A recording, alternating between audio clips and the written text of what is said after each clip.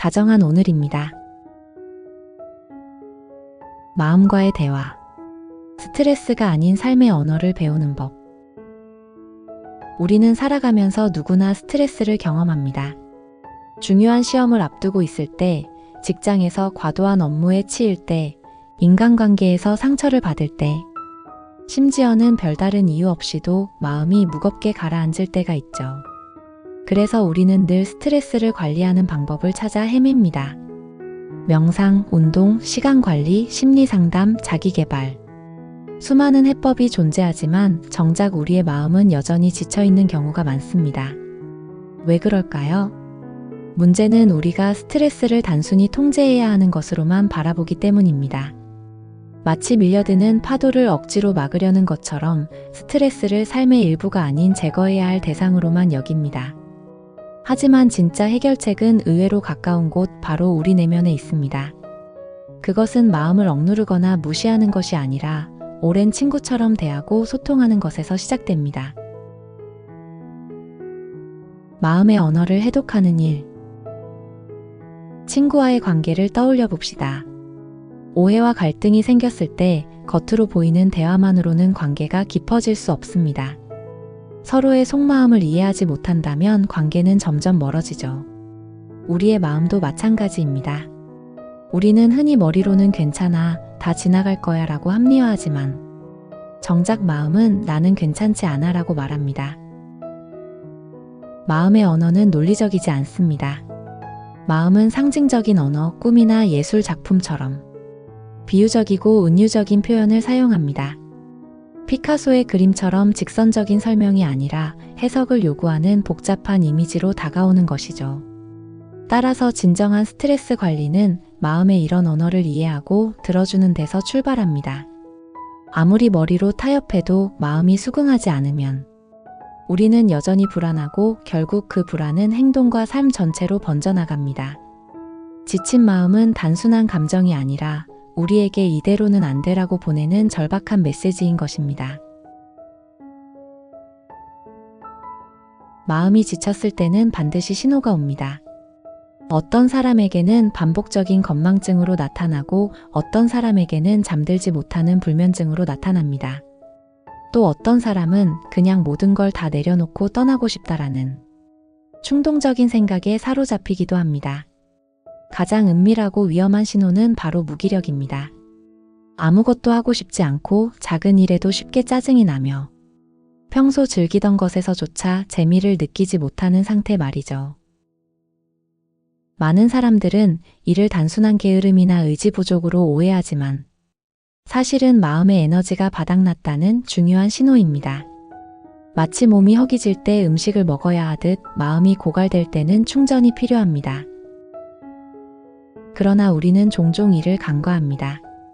환경을 바꾸면 나아지겠지라는 생각으로 새로운 곳으로 도피하거나 직장을 그만두면 해결될 거라 믿지만 정작 문제는 해결되지 않고 다른 형태로 반복됩니다.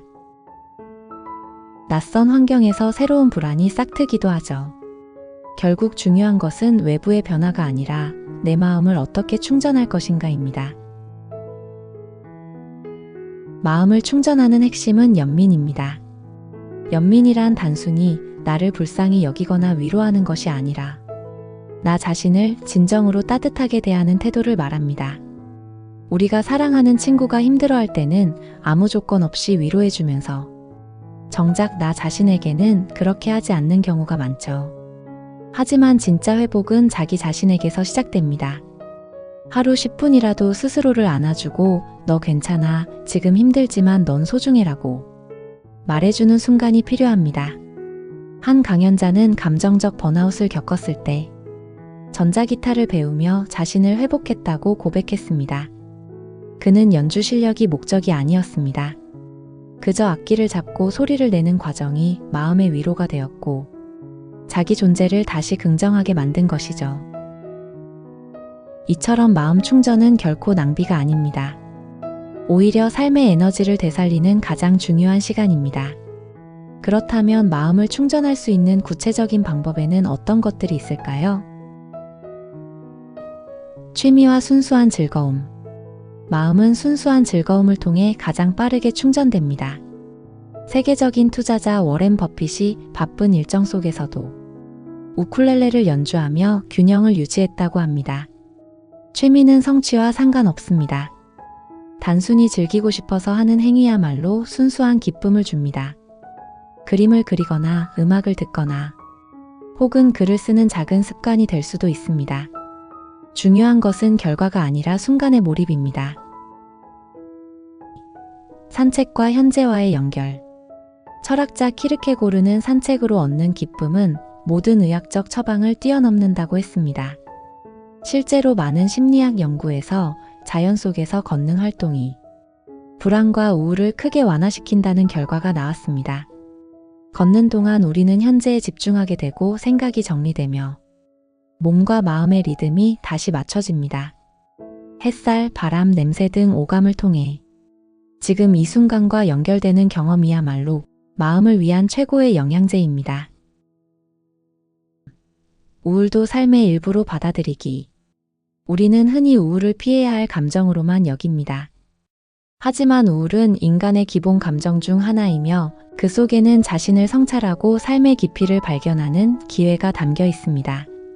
마치 비 오는 날 창가에서 빗소리를 들으며 감성에 젖는 것처럼 우울을 온전히 느끼고 받아들일 수 있다면 그 자체가 치유가 됩니다.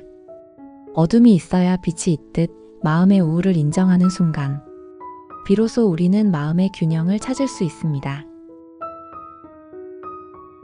빅터 프랭클은 아우슈비츠라는 극한 상황 속에서도 삶의 의미를 찾은 사람들이 끝까지 살아남을 수 있었다고 말했습니다.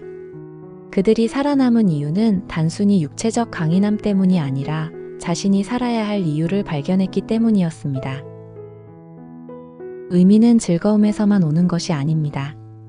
때로는 슬픔 속에서도, 고통 속에서도, 자연과 문화, 사람과의 만남 속에서도 발견됩니다. 결국 스트레스 관리와 삶의 균형은 내면과의 깊은 소통을 통해 이루어지는 것입니다. 단순히 마음을 다스리는 기술을 배우는 것이 아니라 마음이라는 친구를 진심으로 이해하고 받아들이는 긴 여정인 것이죠. 마음을 충전하는 일은 한 번에 몰아서 할 수 있는 것이 아닙니다. 꾸준함이 가장 중요합니다. 매일 10분 조용히 앉아 스스로와 대화하는 시간을 가져보세요. 오늘 내가 가장 힘들었던 순간은 언제였니? 그때 너에게 필요한 말은 뭐였을까? 와 같은 질문을 던지는 것만으로도 마음은 반응합니다. 취미활동, 산책 혹은 혼자만의 작은 여행을 통해 마음의 숨통을 틔워주세요. 오직 자신만을 위해 시간을 선물하세요. 일상에서 벗어나 깊은 충전의 시간을 갖는 것이 필요합니다. 스트레스 관리는 단순한 문제 해결이 아니라 삶의 언어를 배우는 과정입니다. 하루 10분이라도 자신에게 연민과 여유를 선물해 보세요. 지금 이 순간을 온전히 즐기고 기쁨과 우울을 포함한 모든 감정을 환영하는 태도를 연습할 때 우리는 비로소 삶과 화해하고 스트레스 속에서도 흔들리지 않는 내면의 평화를 찾을 수 있습니다. 구독과 좋아요로 다정한 오늘을 응원해주세요.